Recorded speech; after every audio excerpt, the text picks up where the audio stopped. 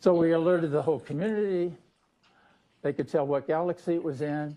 I'm going to run out of time, so I'm going to go a little faster on this. And then it was looked at in all the frequencies, to answer the question in the front row, out to days when you see the radio waves. And that whole thing was analyzed then, which is the power of multi-messenger astronomy, to understand what happens when two neutron stars collide. And it fits a model that's in the literature called a kilonova.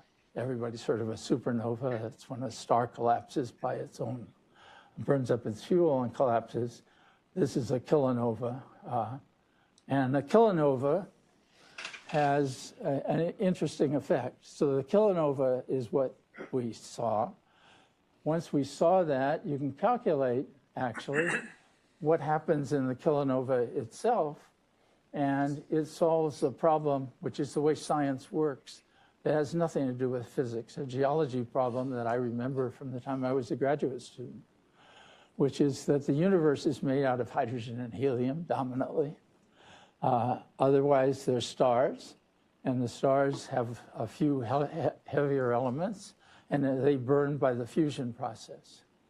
So we make heavier elements by the fusion process in stars, but the fusion process only works up to iron.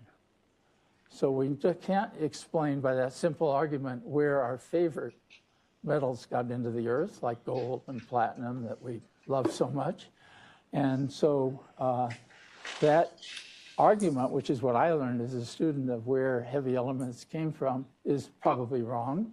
And the right argument is that earlier times, neutron stars collided and made these heavy elements, which is an illustration of the fact that sometimes the science you get can move a long ways from what you're doing if you keep your eyes open. So that's the fact. In this one supernova model, it made 100 Earth masses of gold. So